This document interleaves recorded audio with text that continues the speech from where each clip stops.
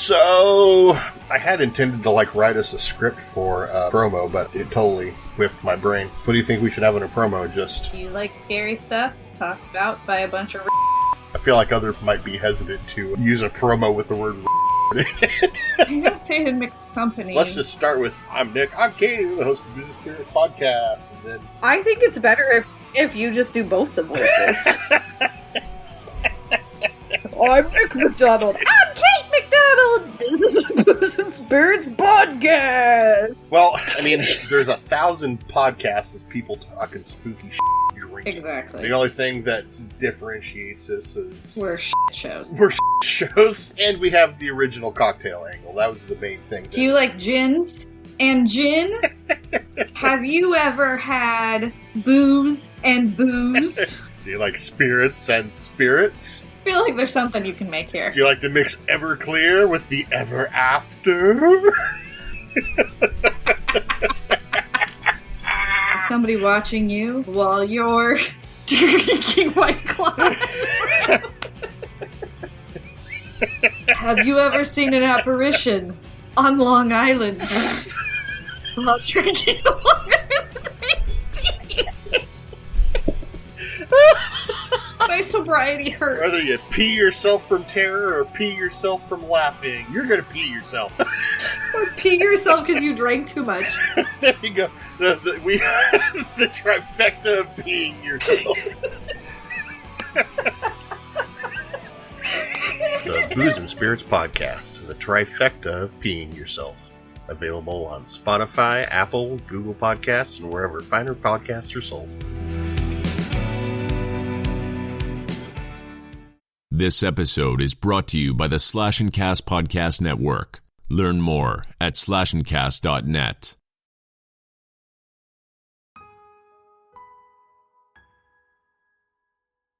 Hello and welcome back to Reverie True Crime. I'm your host Paige, and today we will be picking up where we left off in part 1 of Amanda Pierce's tragic story. In the previous episode, I explained what happened to Kimberly and Amanda's sister, Vivian, and their mom, Rebecca, at the hands of Damon Butler in Oklahoma. A few years later, we learned that Amanda would find herself caught in an extremely abusive relationship as well, and she was ready for her escape. The night that she was going to get out of that situation with her boyfriend, Brayan Espana, she would never make it out of the apartment alive. I wanted to go through crucial takeaways from witness interviews and statements that many tend to wonder if law enforcement and experts considered throughout the investigation and review of the case. Also, the big question is, why didn't any of these facts give probable cause to formally question or arrest Brayan on suspicion? Brayan's co-worker, David, who also lived downstairs from the couple, said that Brayan made it home from work around the same time that he did, which was no later than 6 p.m. Brayan clocked out of work at 5:19 and initially said he got home around 6, which would have meant he spent an hour with Amanda before he called the police. He also told the police that he talked to David for a while before going into the apartment, but David cannot recall talking to him outside that evening. Later, Brayan would change his story to say he got home at 7. Brayan said that he went downstairs and got David after he says he got Amanda down from where she was hanging in the closet. Brayan and David both said that they saw Amanda's bag downstairs by the front door. There are pictures of this bag that show it was an overnight bag with personal items inside. This bag contained her Bible, wallet, family photos, makeup, hair products, jewelry, and other things that someone would pack if they were expecting to leave. That does not seem suggestive of someone wanting to take their life. Quite the opposite. It seems like she was on her way out. David stated that he and Brayan went in and performed CPR for maybe 15 minutes before 911 was called. If Brayan got home at 7 o'clock, as he claims, how would he have time to talk to the neighbor, go upstairs, change his clothes, look for Amanda, find her, get her down from the clothes rod, go downstairs and get David, turn around, go back upstairs, and then perform CPR for about 15 minutes? These times don't add up at all. So did he get home at 6 or 7? These details are very crucial. In the witness statements, David and their neighbor, Mrs. Thompson, knew that Amanda was being abused by Brayan. Amanda never kept that a secret. Brayan even told David, quote, "Amanda falls a lot." In the recording, David even sounded distraught and very baffled that Amanda would complete suicide when she was making arrangements to leave that night. He said, quote, "It doesn't make sense. That doesn't make sense. She was trying to do it the right way. She was calling for help. She wanted to get help, turns around and results to suicide? That's kind of drastic, don't you think?" Let's not forget that Amanda told her friend Amber that Brayan threatened to choke and kill her if she was not out of the apartment by 7 p.m. Also keep in mind the bruise that was on Amanda's chest was seen by the neighbors Mr. and Mrs. Thompson earlier that day.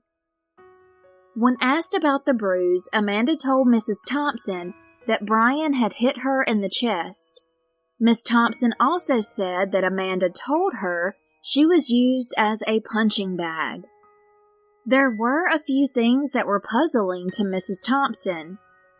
Brayan told her more than once that Amanda used a belt to hang herself on the closet clothing rack.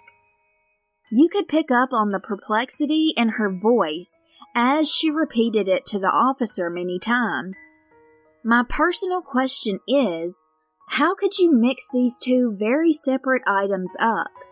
Is it possible, if Brayan did this, that he began choking Amanda with a belt and he moved on to the iron cord? Mrs. Thompson said Amanda was a tall girl. Amanda was actually 5'9". She continued saying that Brayan told her the same thing that he told David. She falls a lot.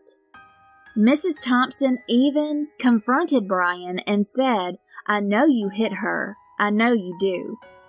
From not only Amanda telling her that Brayan beat on her, Mrs. Thompson also used her own common sense, saying she knew it was not from falling. During Amber's phone call with the police, she said that Amanda told her, quote, "If he touches me one more time, he will kill me. He's put his hands around my neck one too many times." Amanda even told her friend Amber that she would find a way to call her later. Amanda said she was hoping it would be fine if she needed to stay another night at the apartment, and told Amber she got paid the next day. Amanda's friend Miranda said in her phone call with police that Amanda told her she couldn't go to the police, and she begged others not to go to the police either, because Brayan would end up killing her. He also threatened to kill Amanda's kids. Amanda said that Brayan would get his friends to do it, even if he had to hire someone. Just to add to this, Amanda also said to a witness named Penny that Brayan said he would chop her up into little pieces like her mother and sister, going on to say that he would get away with it. This is why Amanda's children did not live with her. The detective wrote about the death threats in his report, but he had no suspicions about it, and there seemed to be a major lack of concern and compassion for this whole situation. Miranda continued in her phone call to say that Brayan would frequently choke Amanda until she was unconscious, and she would wake up to him kicking her. There was one time when Amanda said she woke up with a needle mark in her arm, and it was not by her own doing. Amanda was very shaken up about it. Amanda almost always had bruises around her neck, saying Brayan had even stepped on her throat before. She told Miranda, quote, "If anything ever happens to me, he did it." When Brayan spoke to the police, he made sure to harp on the fact that Amanda had attempted suicide back in 2014, but to keep harping on her past struggles with mental health, using that to his advantage, seemed to be a constant with him. He perpetuated that narrative, and unfortunately it worked in his favor because this case was never treated as anything more than a suicide. Brayan constantly made sure that everyone he spoke to knew about her mental health and her past. Law enforcement would also bring up those issues that Amanda had in her past, and in my opinion, they would continuously gaslight Kimberly during meetings, as if she were crazy to think something else could have happened. Law enforcement essentially used Amanda's mental health issues as justification for exceptionally ruling suicide. Her history and Brayan's statement was all they had. She showed no suicidal behaviors. Basically, their narrative had to fit suicide as the cause of death, even if he had to fabricate and withhold facts. Many other witness statements talked about Brayan having the capability to kill Amanda, and he even told her as much. Rather than listening to all of those witnesses, they went with Brayan's statement. Something else very questionable was that Brayan stated that when he discovered Amanda in the closet, she was sitting on her knees, facing the wall, with the cord of an iron around her neck. Initially, he said he did not see her the first time he checked, and he proceeded to change his clothes, throwing them into the hamper that was in the closet. He went on to say the second time he looked in the closet, there were so many clothes in there that she was hidden between them. He claimed he just so happened to spot her feet sticking out. However, in the police report, it plainly says that Amanda was said to be in the middle of the clothing rod where she was sitting visibly between the clothes. What we will also get into more later, but I wanted to touch on quickly here, would be the police demonstration where it was said to Kimberly that the cord was crossed in front and tied in one knot. The crime scene photos tell a different story. There were actually 2 knots in this cord. Brayan also claimed that he broke that cord with his bare hands when he was getting her down from the clothing rod. Well, crime scene photos, which I will post on Instagram, distinctly show the cord was cut, and close to the cord was a box cutter, which we'll also get into that more later. There are numerous variations of Brayan's stories that he tells, and they are conflicting with what the police reports say. Law enforcement did not seem to care about those facts. During each of those phone calls, in my humble opinion, they did not seem extremely interested in what any of the witnesses had to say. Brayan made an odd comment in his statement, saying when he found Amanda in the closet, he started to push on her neck. He stammered, and then he said, on her chest. Freudian slip, perhaps? Brayan said that she had attempted suicide about 6 months prior to this by taking pills, and that he took her to the hospital. He never actually took her to the hospital at all, and what occurred was extremely suspicious because he was involved. Amanda had called Kimberly, telling her that she loved her and thanked her for all that she does for her. But Kimberly had a dreadful feeling after hanging up with her sister. Something wasn't right. She called back and Brayan answered. Kimberly heard Amanda crying in the background, and she asked what happened. Brayan handed the phone to Amanda, who was distressed. Her voice quivered as she said, "I'm scared. I don't want to die." She claimed that she had taken pills. However, since she never wanted to get Brayan in trouble, people tend to wonder if she was coerced or forced into ingesting them. Brayan never took her to the hospital. He lied through his teeth to law enforcement and said that he did. It's even on the recording. Kimberly told her sister to go throw up, and then the phone disconnected. She kept calling back until Brayan finally answered. Kimberly could hear her sister throwing up in the background. She told Brayan to call 911 or that she would. He lied, saying that he would take her to the emergency room. If she had voluntarily taken the pills, why would he not want her to go get help? Was Amanda too scared to tell Kimberly the truth? Why wouldn't Brayan just let Kimberly take her to the hospital or tell Kimberly to call 911? Knowing what we know now, it's all so uncertain, and it's impossible to know the truth. After all of these statements, lies, and contradictions, why did law enforcement only treat this incident as a suicide and nothing more? Now that we are caught up with some of the important statements that were made in Part 1, I want to remind you that there is something you can do to help. These are the people that you can contact to ask for Amanda Pierce's case to be reopened and investigated. I also want to say that the Katie Palmer case that I covered about a month ago is from the same county as this case, so you can also ask for that case to be reopened and reinvestigated as well. The first person that I think would be very important to contact is Grayson County District Attorney Brett Smith. 903-813-4361.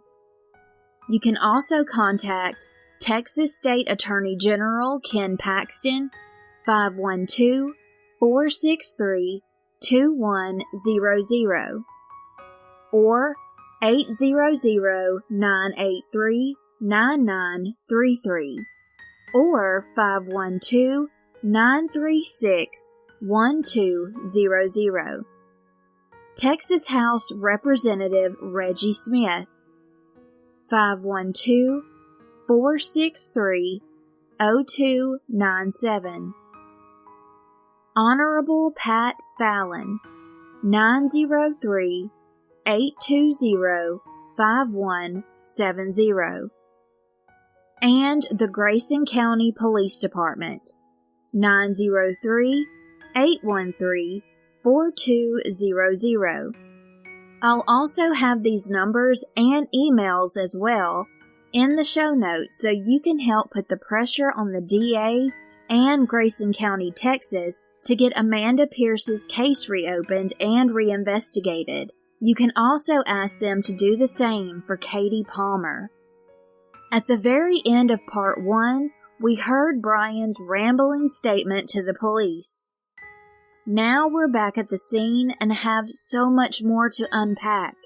So let's get into it. The ambulance rushed to the scene and took Amanda off to the hospital. She was in pulseless electrical activity, which means her heart had electricity, but it was not beating.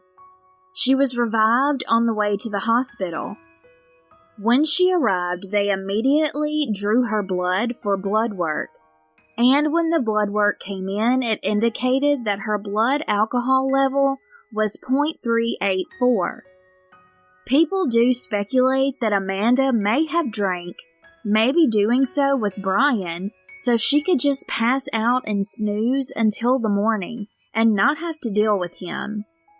If he perhaps did murder her, she may have been unconscious when he strangled her.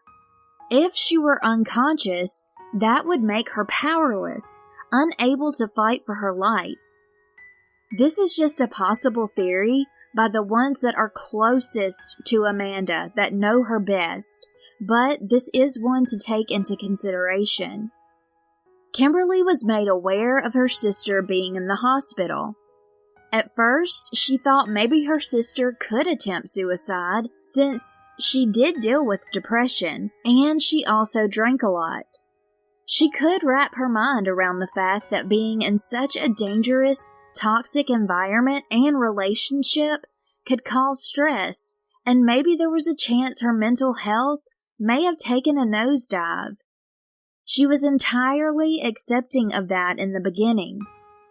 At this time, there were a slew of things that Kimberly did not know, but she would find out later. Plus, when she got a good look at Amanda's body, she would begin placing all of the pieces of this puzzle together. It appeared that something more sinister transpired. All the conversations she and Amanda had about her leaving, the death threats that Brayan made, his violent tendencies, the control that he thrived from, and how Amanda was intending to leave. Plus, the fact that she had a plan that was in motion, an arrangement with her friend so she could get out of the absolute hell that she was enduring. She even had 2 bags packed, and one was already by the front door. There was no suicide note or message. There were no signs that would make anyone assume she was not in the right state of mind. All the pieces that Kimberly did not have in this moment would come together for her very soon. When Kimberly was notified that Amanda was in the hospital, she met with the detective in a conference room where she explained the domestic violence that was happening to Amanda for 1.5 to 2 years. Amanda was experiencing so much abuse, including physical torture, mental, financial, and emotional. It was a living nightmare, and she wanted out. She wanted to live and be with her 2 children. Yes, Kimberly had concerns in the past about her sister's mental well-being. Now, all Kimberly could wonder is, why didn't Amanda call me back? When Kimberly got to Amanda's room in the hospital, Brayan and 3 other males were at her sister's bedside. She had no idea who these other 3 men were. She told them to leave. The intensive care unit staff said Brayan claimed the bruise on Amanda's chest, which was seen by the neighbors earlier that day, was from him performing CPR. He even told staff that Amanda did not have any family. Later, his story would change when he talked to Amanda's friend Amber. To justify the bruise on her chest, Brayan said that Amanda had fallen off a ladder trying to change a light bulb. However, we know that Amanda told Mrs. Thompson before she died about the blunt force hits to the chest that she said came from Brayan. At the time, Amanda was in ICU on a ventilator, and she was wearing a neck collar, which was hospital protocol for patients who attempted to hang themselves. Kimberly could not see the extent of Amanda's injuries right away, but when she could finally examine her sister a few days later, it would seem there was more to this story, and possibly a different story completely. Could there be a tiny probability that Amanda attempted suicide? Well, as in any other case such as this, yes.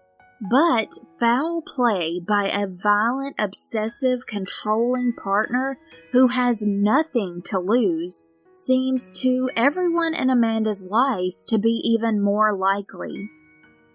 Over the next few days, Brayan would obsessively text Kimberly requesting updates about Amanda. He kept trying to explain what he alleges occurred the evening of the 14th. Brayan always made a point to keep talking about how allegedly Amanda tried to complete suicide. The incident 6 months prior made people not confident about what may have truly happened.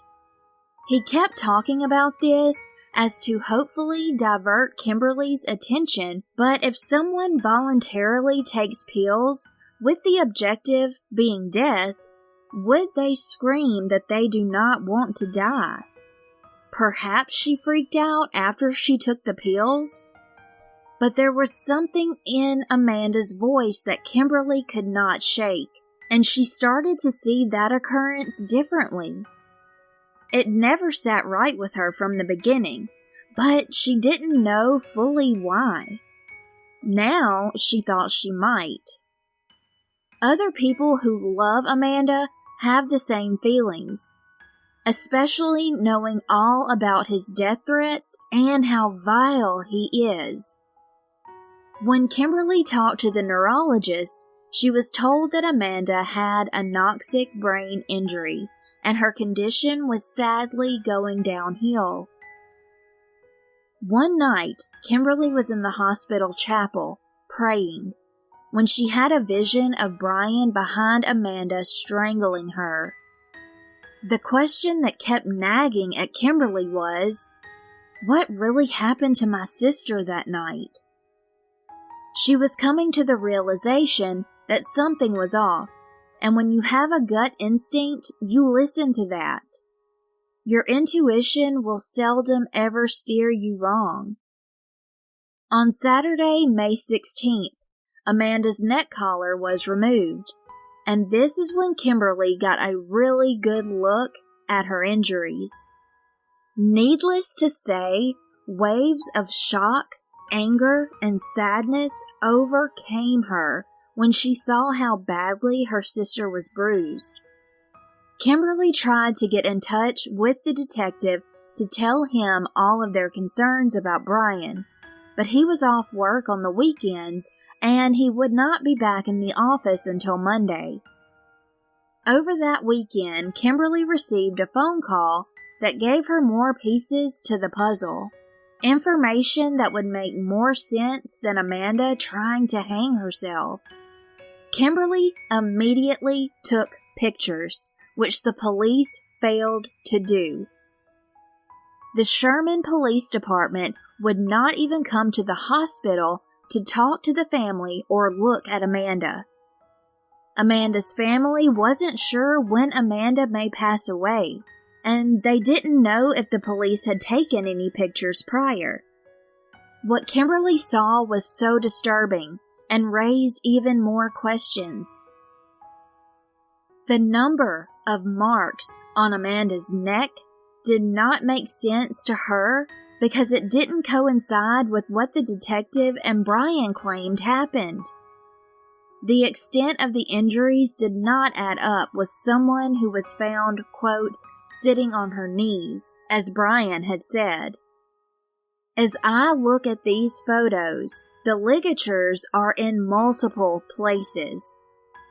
I'm no expert and I do not claim to be, but in my opinion, it looks like the marks are from being strangled, possibly trying to get away, or being strangled multiple times with the cord moving up and down.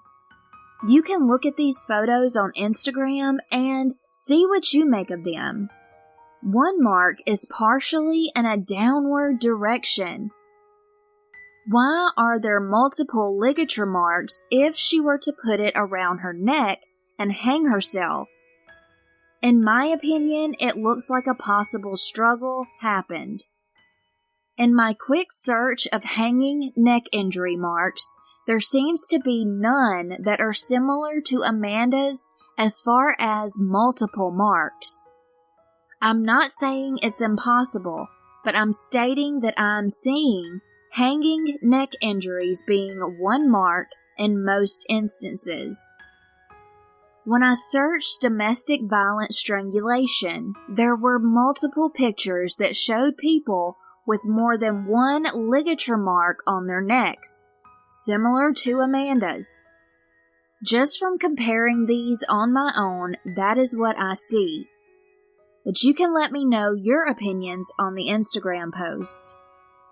Amanda's ex-husband and her children's father, Dustin, told Kimberly that Amanda talked to him and said she had every intention to leave the night that she died. Dustin and Amanda were still good friends, and they worked well together co-parenting their children. Amanda told Dustin that she and Brayan had gotten into a fight the night before, as he had discovered that she stashed away some money, and he decided to steal $100 of it. This was a portion of the money that she was hiding away for when she would leave him. She told Dustin about Brayan telling her that she had to be out by 7 on the 14th. Kimberly had no idea Amanda was going to leave that night, only that she was definitely creating a strategy to leave at some point. The audio I'm going to let you listen to now is the audio of Dustin's statement to police.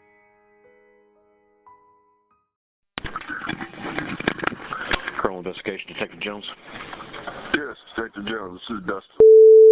Hey, Dustin, how are you? I appreciate you calling me back. I didn't even have a missed call or anything from you. I don't know. Oh, is that right? I was just talking to Kim, and she asked me if you'd call. I don't know. Unless I dialed the wrong number. I left a message on your voicemail yesterday, but I may have dialed the wrong number or something because I tried to call it before and it wasn't working. But I guess Kim told you why I was calling. I'm following up on this case that I'm working with Amanda, and she said you may have some additional information for me that she may have called you on last Thursday. Yeah, she called me at 10:30. Let's see, it's 10:39 actually. I was at work and she called me. Basically what she was doing, she was calling to try to find out what her buddy Amber's phone number was. So anyway, while I was talking to her, I was like, yeah, you just a minute, and I don't know. I talk to her quite often, so I didn't think anything of it, So she's sitting there and she's like, hey, you'll never believe this. Brayan stole $100 from me. I was like, what? She said, yeah, I just got paid, just cashed my check, and I called him and was like, what the heck, man? Why are you stealing $100 from me? And they started bickering back and forth or whatever. Anyway, and I don't know if it was that day or if it was the previous day that they had come to terms that she had to be out of there by 7 o'clock. She's like, Dustin, I have to be out of here by 7. Well, I guess that's really all I know from that actual phone call. Okay. Any other issues that she's relayed to you about her and Brayan or anything like that?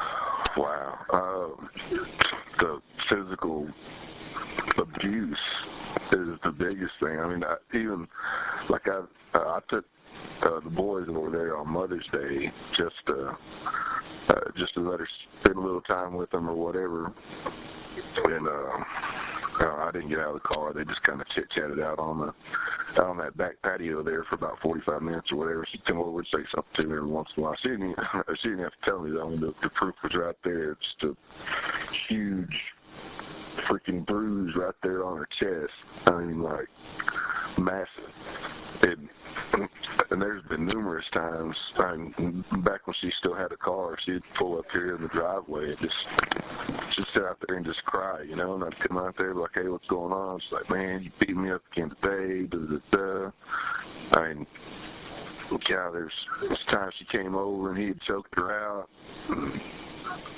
And I was like, man, why don't you just leave? She was like, Dustin, he beats me so much that I don't even mind him hitting me anymore. It's just when he freaking chokes me out. That's what freaking bothers me. I'm like, Amanda, you got to get out of there, I mean, I used to always try to talk her into this, man, you just got to go. You got to go, Mm-hmm. And shoot, there was one day she came over here, and she had called me and told me about it. I was like, hey, I said, why don't you come over and see the kids? She's like, Dustin, I can't come over and see them right now. My eyes completely swelled shut. I was like, what? Whatever, you know. But she came over about 3 days later after the boys went to bed. She just came by, I guess, I don't know, she had moved out. She moved in with this other dude that she used to live by over here. It was just right around the corner. She came by, and it was like 3 days later, and she could barely open that eye. That thing was swole up. I mean, I don't even know how to put it in perspective. It was just freaking huge. I don't know. I mean, she'd come over and show me bruises. I mean, it was all the time. It was all the time she was showing me stuff that she was telling me about. I mean, he wouldn't even let her have a phone because he would end up calling and telling somebody about it, you know? Mm-hmm. The last time he had a phone, or the last time she had a phone, he took her phone from her, pulled the back off of it, took the SIM card out, cracked it in half, and threw the phone back to her. I mean, was that controlling her, would not let her do anything. Wouldn't let her come see the kids. She got mad if she talked to me, even though it was about the kids. It was, I don't know. Never seen anything like it. Right. Now, I remember one of my partners had talked to you back in 2013 when I had him call you because I found her walking down 1417. Yeah. Were y'all still together then, or had y'all already separated by then? We were separated. We may have been going through our divorce at the time. In 2013, yeah, we were still in the middle of our divorce. Okay, yeah, I took her to the hospital that day and tried to get her some help, but I didn't know how long after that did she start hooking up with Brayan, or you know how long she's been with Brayan? I would say it's been about 2 years. I don't really know. It's been off and on. I mean, she'd get fed up with it and she'd leave with. Her buddy Amber came and picked her up numerous times. I know other people have swum by and picked her up. I mean, she just always went back. Yeah, I talked to Amber and I talked to Miranda and several other people, but those are the two I talked to recently, and they were telling me all about it too. So. I don't know. I mean, I wish I would have. I mean, look at it now. I wish I would have taken pictures of it or something, so I could have had some kind of proof of it. I mean, it's just. It's just my word, you know. Well, I think just for talking to everybody, we have established a pattern of abuse there. We just, and sometimes it's hard to figure why people won't make the police reports. But and there was that. I mean, he's got a warrant out for whenever he did it. Yeah, we found that warrant and everything, so we're going to take care of that here in a little bit too. But I was trying to get before I get too far into it. I want to get everything established from everybody else, so we'd know what to talk to him about and stuff like that. So, but yeah, we're working on it, still doing the investigation stuff. So I wanted to call you and see if there was anything recent. And when I talked to Kim, she said you'd talked to her Thursday, and wanted to see what she told you. Yeah, I mean, that's the most recent thing that I've got to talk to. Like I say, he wouldn't even let her talk. He wouldn't let her call Kendall. That's our little one. Wouldn't let her call, talk to him. Nothing. So I mean, I don't know. Over the last 6 months or so, it hadn't been a whole lot of conversation between us. I mean, and when it was, that's all she would talk about. Or didn't beat her up again or whatever. Do you know what number she called you from on Thursday? Yeah, I can let's see if I can find it real quick. Okay.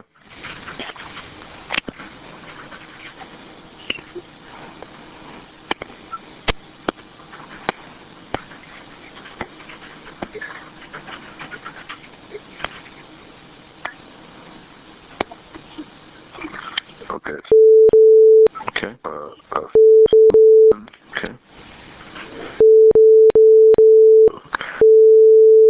Okay. I have no idea who it is. I was like, is this a number that I can text the number to? She's like, no, I'm just using somebody's phone. Yeah, I think that's what Kim told me too, that she called her from that number too. So, it being somebody she borrowed it from a number or borrowed the phone at the gas station or something. So. All right. right. Well, I appreciate it. If you think of anything else, give me a call. And Okay. Are you still living at the same address on? No. I live over here on Kimberly. Yeah. Okay. All right. Well, good deal. I'll change that address in there, and we'll get it taken care of from there. I appreciate it. All right. Thanks a lot. Yeah. Bye. Mm-hmm.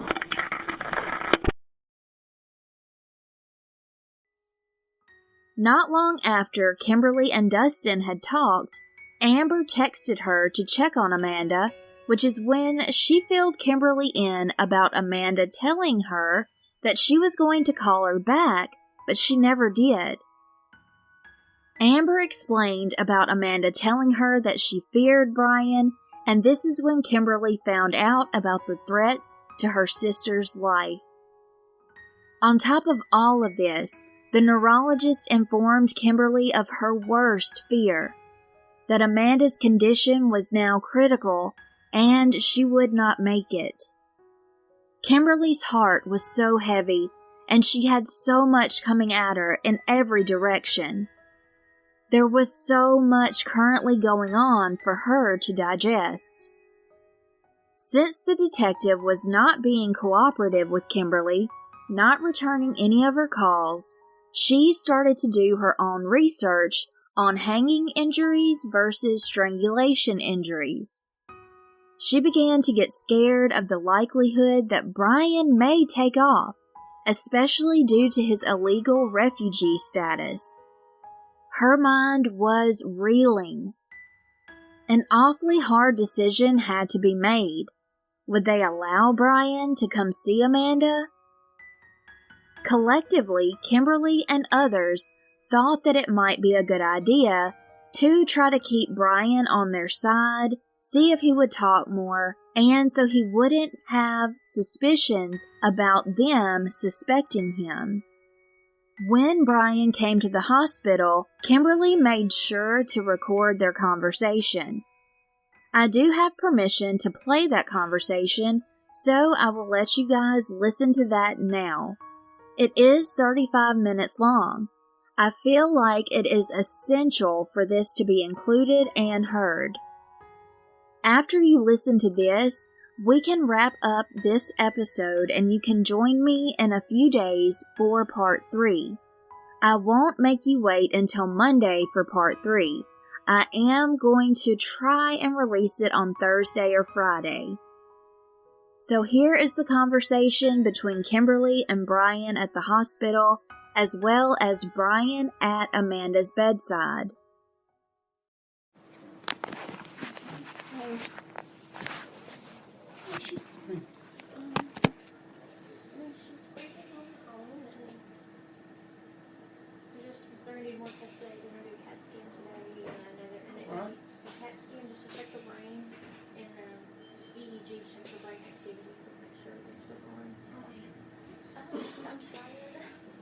You mean get all done? I went home and slept last night. I just wanted to... Who wasn't here with you? I was here till about 8 o'clock and now I went home. She was alone? Basically, you can't be back here after 10. You have to be... Or you cannot stay? It'll be over at 1 and then I can't come back till 3:30, so I've been sleeping out in the waiting area. Sitting with her. She's breathing on 14 now. Yeah, she's breathing on her own at 16. Her own is 16. Yeah, it's up here. Last time I came, when I leave last time, she was 26. Well, that's if she's not breathing, it will breathe for her at 14.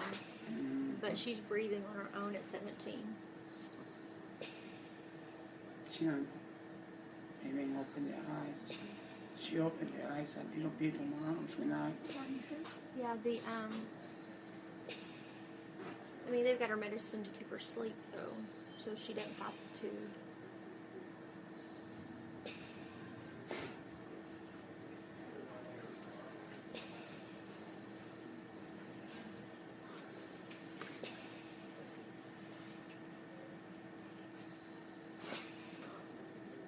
You with her?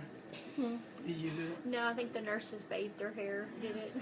She likes that. Hey, baby doll.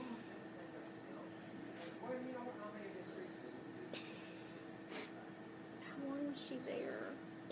Huh? How long do you think she was there by herself? Honestly, I want. You remember the time when she take the pills? Mm-hmm. She wait till I come over, because you know the window you can see when I pull the car. She took it right then. She take it right there, but I never spend time to went upstairs. I'm just get out the car. It's like whenever you got to the bathroom, like I'm always gonna straight up to upstairs. And she knows that. So she took the pills, and she put the pills between her legs, the bottle. And I saw her on the couch. She was sitting on the floor. But I saw her on the couch, and I saw her asleep. And I saw a bunch of cans of beers, and I'm like, hey, Amanda. And she didn't say anything to me. So I picked her up, and then I found a bottle of pills. And I'm like, I know that pills wasn't there for a while. Yeah. So now the bottle of pills is empty. So what I do, you remember I call you, and then I took her to the sink, and her toothbrush, I put her in her throat, and I turn it around a little bit. And So you think that she was there Thursday a long time, or? I don't think so. What happens on Thursday, when I get home, my neighbor, the guy lives downstairs, he trying to sell some furniture, which I told her, and he told me at work, he works with me, and he told me he wants to sell some furniture. And I told her, you know what, we can spend some money in my next check buying some furniture, make it up this room. And she said, we're doing good with this furniture here. I want a tattoo. She said she wants a tattoo. She said she want a cross on her arm. Oh, a tattoo? Yeah. Oh. She said she wants a tattoo. That's the last thing she needed. But that's what she told me. That basically that's our last conversation. Mm-hmm. It was like she wants a tattoo on here, and a cross, kind of like this one. Yeah. Because I got another t-shirt kind of like that. But she said kind of like that one. She said I want my sister Vivian and my mom initials on top, and on the bottom I want Brian and my dad initials. That's what she told me. And then she say the wish she got, and then it's right. She say she want to put on the bottom the date of birth. Yeah. And I'm like, well, just it was about almost 11. And I told her, you know what? Just wait till my next check. Oh, on Wednesday night? That was Wednesday, though. Wednesday night. Wednesday night. Absolutely, yeah. And then she said she wants that, and I said, well, just let's wait till my next check. I get paid every 2 weeks, you know. And I say, and I pay for your tattoo. And then we went to bed. After 20 minutes, probably 25, probably hour, I don't know, I was asleep. But I didn't think about 20, 30 minutes. She woke up, but she sleep. The bed is on here, by the walls in there, the bed is on here. I'm asleep on this side. And I put my cell phone on this plastic tape so I can listen my alarm. And she sleep by the wall. And I feel when she get up, and she went to the bathroom. But on the way to the bathroom, I hear when she Hi. I'm Dr. Myers. I'm a kidney specialist. They asked me to come by and just make sure we're doing everything we can to keep organs and all that well. So sorry to meet you all this way. That's okay. No, it's all good. I'm sorry, I'm here. No, that's all right. Here. You want us to step out? No, that's fine. I'm just going to take a quick listen to the heart and lungs and just make sure we got her on the right fluids. So the one on the top is how hard? Tops are hard. The 109, 108 is good? Yeah. Yeah, she's got a little fever. So did she fall or something Wednesday or something? She went to the bathroom? Well, she took a beer. She took a beer to go to the bathroom. She drank the beer there because I found the can in the paper basket. But I don't even know because I was asleep, you know. I just hear when she like, you know, when you open the door. And so I woke up about 2 o'clock and I saw her on the couch. Thank you, sir. So I found her on the couch. Last thing I know, she was to the bathroom, drinking a beer in the bathroom. And she's been drinking a lot lately. Since Mother's Day. You know how she drinks? Yeah. Okay. Double than that. Hello. Hi, Allison. This is my friend Allison. Oh. Nice to meet you, Brian. I'll come up and meet you in a couple of minutes. Okay. Yeah. And you only have 2 at a time, so sorry. Yeah. No, it's okay. I understand. Ember called me and she was on the phone like blowing on my phone like so, and I understand. Is she drunk? I don't know. She said she wanted to meet me at home and I'll go. And I text her before I come over here. I said, you know what? I'm going to Wilson and Jones. You should call Kim and she will let you see her. But so did she work on Thursday or not? She worked Monday, Tuesday, and Wednesday. No Wednesday. Not Wednesday or Thursday. The day. No, Wednesday she worked. Wednesday, okay. She get off at 4:30. And yeah, the Wednesday night when we was talking about, she was, I can tell you, Dustin coming over and with the kids, and they went to the backyard. She went to the backyard, and when she come back, she was alright. And when she come back, you can see in people's facial expressions, like she just go like. On Wednesday? Or no, on Mother's Day. Oh, Mother's Day, I know. Yeah. Sad. And then my friend Nacho wasn't there, which is her friend too. Mm-hmm. And I'm asked her, hey, what's wrong? And she was nothing. But she loved this soccer team. I love too. Mm-hmm. And they was playing, and she was like enjoying the game, and we was watching the game, and then she was drinking beer. Everybody was drinking beer, and then she was fine. Once my friend leave, and the soccer game get over, my friend leave, and I saw her. She was watching the floor like this. The TV's on here, and she was like this. Mm-hmm. I'm like, Amanda, what's wrong? I mean, I know something is wrong with you. You know I know you. And she was like, Dusty. I'm like, what's wrong with Dusty? He bring the keys to you. You should appreciate that. She's like, man, I've been paying child support.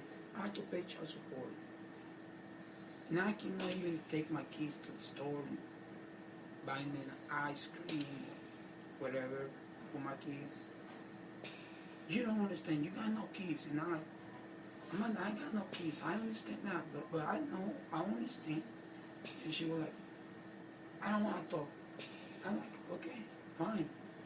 And then I'm asking her, what you want to eat? Nothing. You need to eat something, babe. You've been drinking the whole day. You need to eat something. No, I don't want to eat nothing. And that's basically the whole week. But she been drinking. Like, I can tell you, we both drink. Yeah. I ain't gonna no lie. I know. We are alcoholics. But we bought a 15 pack of 25 ounces beer. And it's enough for 2 days. For me and her, I came from work. When I work, I move stuff like 120 pounds every day. And it's a different kind of shit. So I came home and now after 11, 10 hours, it's easy to me drinking 2 beers. Right. Probably 4. She's got a high tolerance. But I don't know how she can drink that much. Did she call in sick on Thursday And then? the thing is still on there, the mark. I know. That's why I wondered if she just hung there a long time. Oh my God, you can only imagine. I opened the door on the place, and I saw the room just like exactly when I left, a little bit worse. I know, I don't want to see it anymore. And then, I was like, Amanda. Oh, it was Thursday night. Yeah, and I went to the bathroom. I thought she would. Most of the time when I came, she's in the bathroom. So I went to the bathroom, Amanda, and here is the shower curtain. I'm like, hey. But when you went to the bathroom, the closet is straight up on here. So it's not a way, the door is open. It's not a way you don't see the closet if you went to the bathroom. But what happened is the closet had my clothes on this side, her clothes on this side, and the hangers had the clothes on it. So she doing it in the end on the closet. So the whole clothes she got, don't let me see it. But we got a basket for dirty clothes. Now I'm open, I go back. When I get out the bathroom, nothing. And I go back and open the door and I'm like, and she went to the store. So it was kind of warm and I just walked to the closet and I get close to the basket and I'm trying to take my t-shirt out. When I do this and I'm like, that's her feet. And I'm like, I move the clothes. Oh my gosh. I don't even see the core. I just saw her feet, so my eyes was on the floor. And I'm like, she wasn't, I'm gonna tell you, she was in this position like this. Like this. And I was on here, so what I do, my left hand on her left arm, like something. She was on left, and I do this. Hey baby, what are you doing? And I turned her around, and I turned her around, I saw that she do 2 eyes on here. Kim, you don't know this. You. Was she still breathing then or no? Her tongue was on like this in purple. But she was still pink. I mean, her face was still pink. And it was kind of like the same color. Color. So what I do, the core extension she used. I didn't know what she used. She used, the iron when you fix your clothes. Yeah. She caught it. And Why would she do this? I don't know, Kim. No, I don't understand. I want to tell you something. She was so depressing after Mother's Day. She was so depressing. I'm the kind of guy, I don't know if that's why she likes me.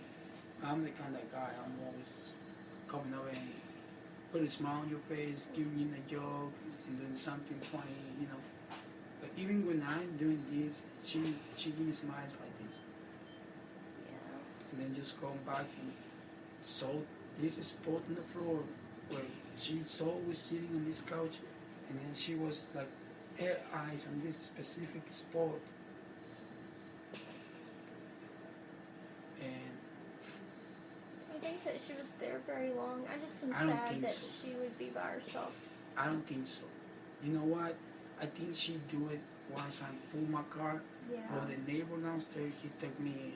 He was conversating with me, and I'm trying to get up, but I found her bag on the couch in the downstairs, and I'm like, what the heck, you know? But I cannot imagine this stuff. So I just grabbed the bag, and like she probably forget it on here or whatever.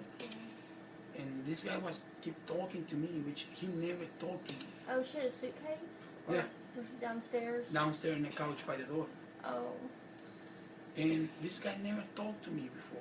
Had never talked to me before. Even at work, it's just, hey, what's up?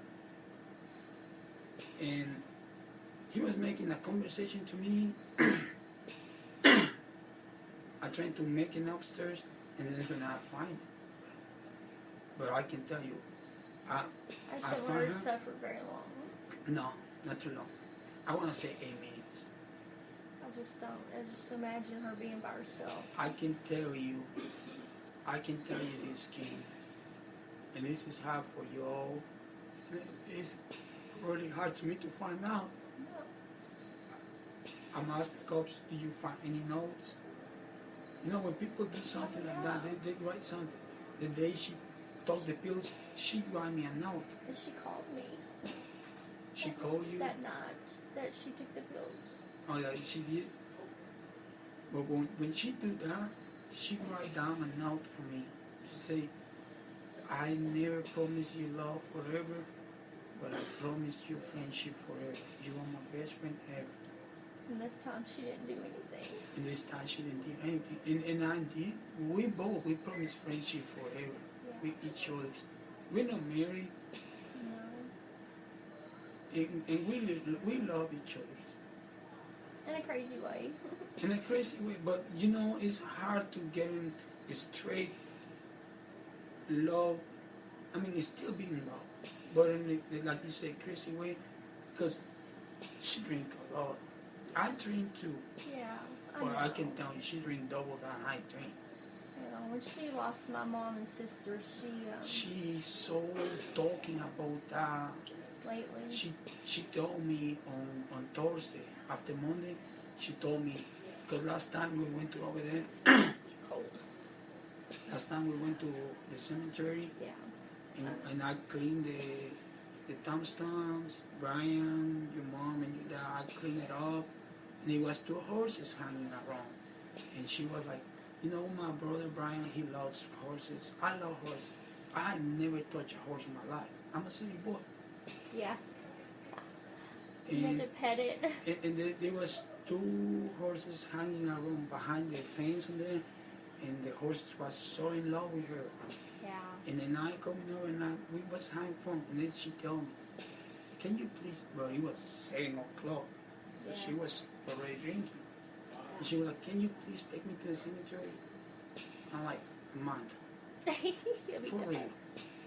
It's 7 o'clock. If we make it over there, it means we will come back on 10, 9 o'clock. That was this week or? Yeah. Wednesday or? Thursday. After Monday. Like the day she did this? No. Oh, the day before last Monday. week. Tuesday. It was Tuesday. I say Thursday. I'm not bad. Okay. I was like Thursday. I say after Monday. All the time we went out because I got confused Tuesday and Thursday. No. But after Monday, she was asking me to take her to the cemetery and visit her family members. Did y'all go? Because it was a mess. It was such a mess up there. Oh, really? It means a lot of leaves. And yeah, that's when the last time we came over, not too long. We take her in, and she was talking with Brian, and then she talked with Vivian. Vivian is really special to her. I can tell. They were babies together. And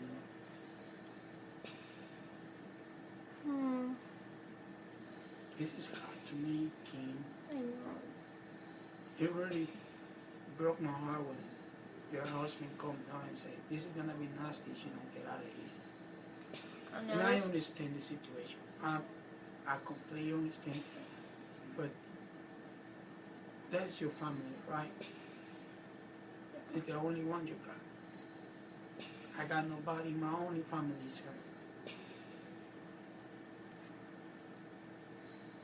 Do you want to talk? I'm going to go get my friend because I've got to come back. Can I stay with her? for a couple of minutes, yeah, because they close at 1 and she wanted to come back. Oh. We had to leave by 1. Let me stay over here A couple minutes, okay. You come over because I don't know how fast the time goes. Okay. Hey, this is very special for her. I know you're not Catholic. She's not Catholic. Oh my God! I just break it. Put it on my pocket. This is always hanging on the door, on the closet door where she did that. Is the doors has 2 bolts inside out. It's always outside. But when she did that, she put it inside. Oh. So I will try to fix this. Okay. This is very special for her. Okay. And when I got my car wreck, it's the only one survived was me and this one. I just break it. I wanna leave it to you. I'm gonna give it to you. Okay. This is very special for her. Okay. You're not Catholic. She's not either. But that's the spirit. I'm not either. I'm gonna lay it over here then. Okay.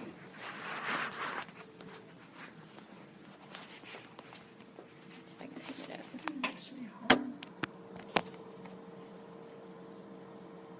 Has she been crying like that all the time?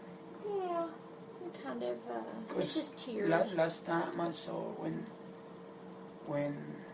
I had to go, her tears were all the way down. It's going right there. Baby doll. Sorry. You cannot leave me like that, Mommy. I'll be back in a couple of minutes. Okay. We are together, so whatever, baby doll. You know that.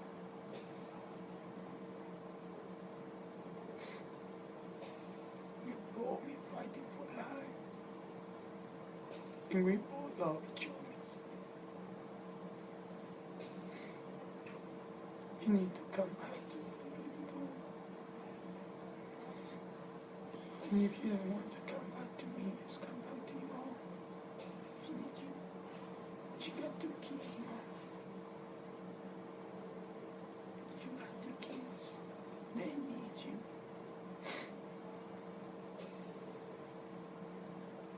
They need you.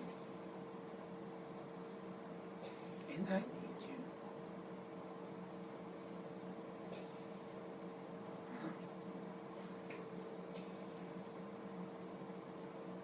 You know how much I want you to open the eyes and you open the mouth and say, Brian.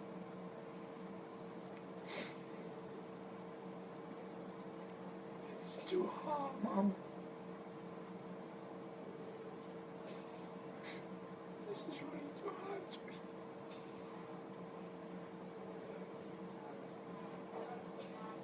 All I want is you can fight and your spirit need to be strong.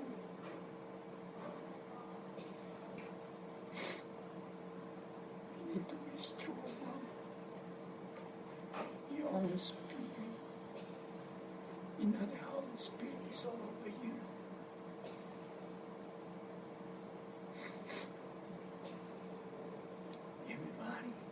Everybody I know I'm praying for you. Every single person that stars like God, I'm praying for you. And I can pray for you all the time, baby doll.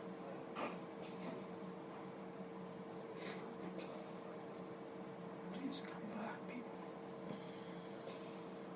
Fight. You can fight. You're strong. You got a strong spirit, Mama. You're super strong, Mama.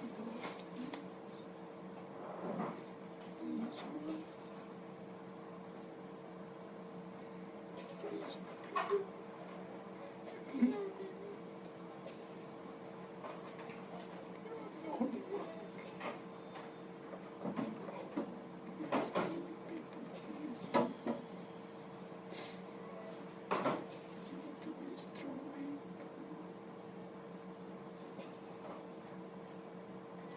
Spirit is super strong, baby. You know that.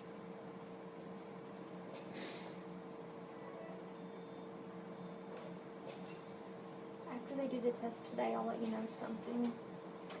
You're gonna do tests this afternoon. She's okay, Kim. Yeah. They've just got her asleep right now to keep her from fighting her tube.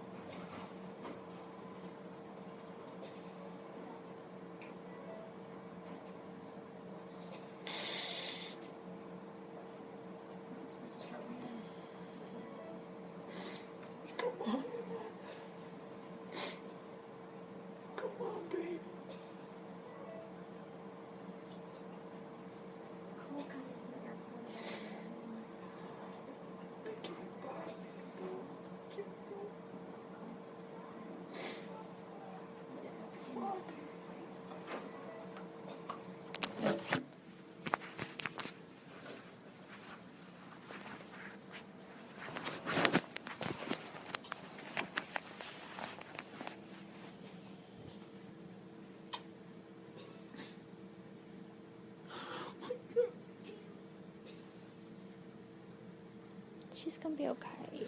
I know, I believe in God. I got 300, 500 people praying for her.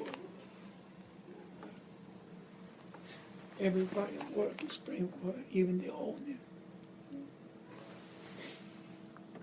I supposed to work today.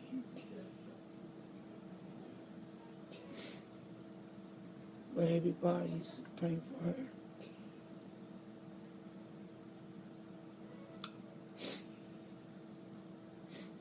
I'll keep you updated and.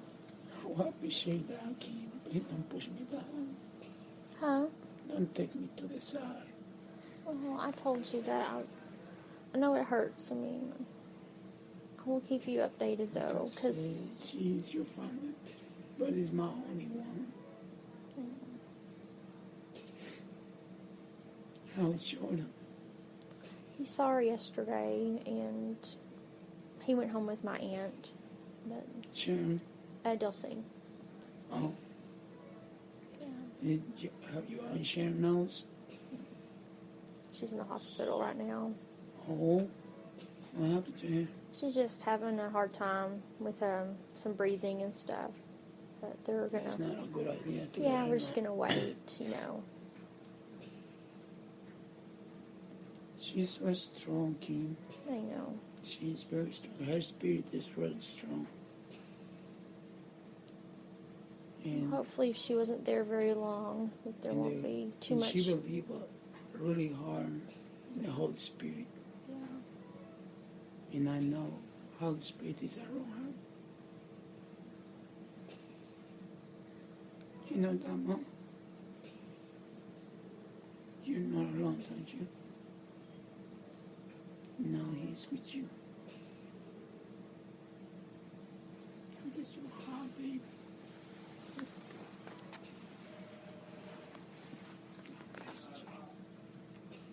I know you will come back. And you will wish your life away.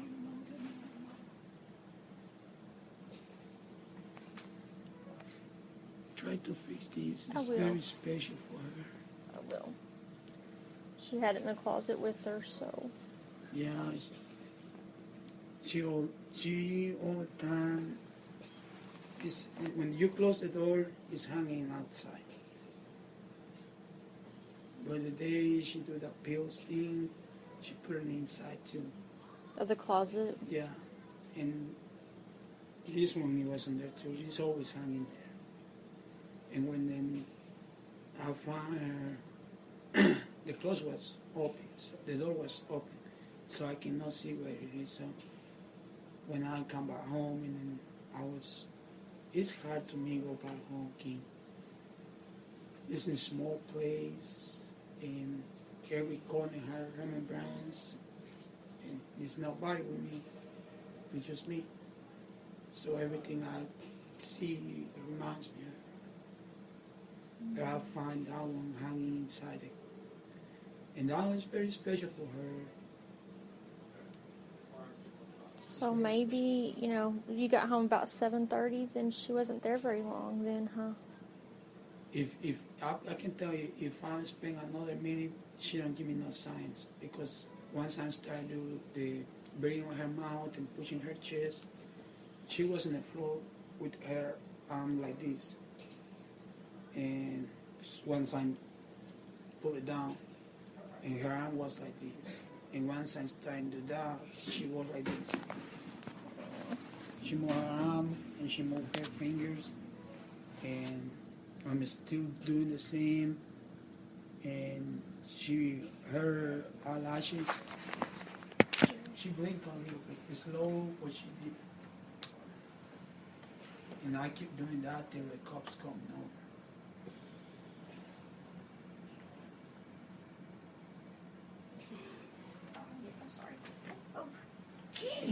No, I'll pull it out. Sweetheart. Well, thank goodness you got home on time that night, because you might have... I was a couple minutes late. I was on time, but the guys downstairs, he took me a minute, and I believe she did it right after she found my car.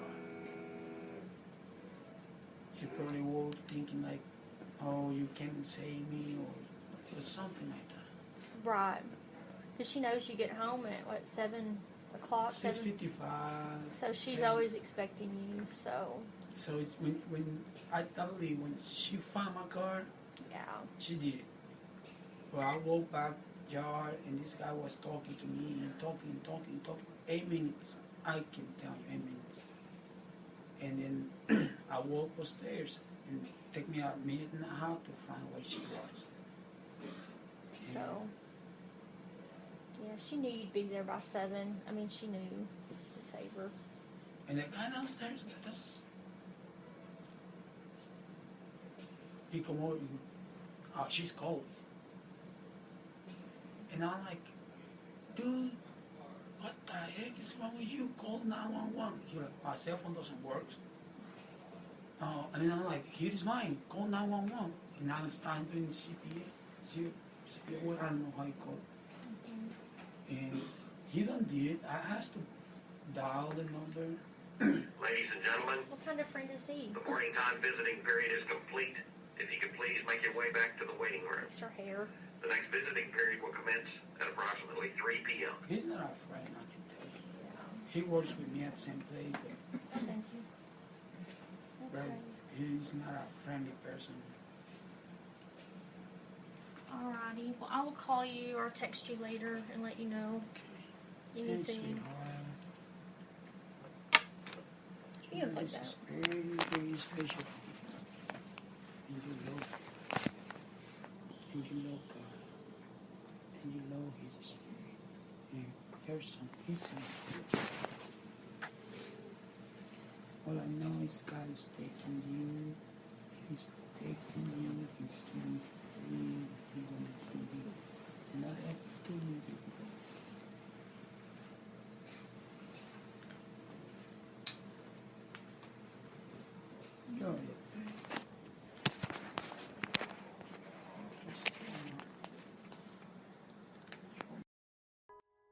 Okay, everyone, this is going to wrap up part 2, and in a few days we will get into part 3. Please stay tuned for that. We still have so much to unpack and discuss. I urge you all to contact the District Attorney, Brett Smith, in Grayson County. I will have all of the information again in the show notes, and I've been posting it to my Instagram, Twitter, and the Facebook page. So all of that information is there if you can help. We can all put pressure on law enforcement and the district attorney to try to get Amanda Pierce's case reopened and reinvestigated. We can also ask about Katie Palmer's case as well, since they're both in the same county. Thank you so much for listening, and until next time, stay safe and take care.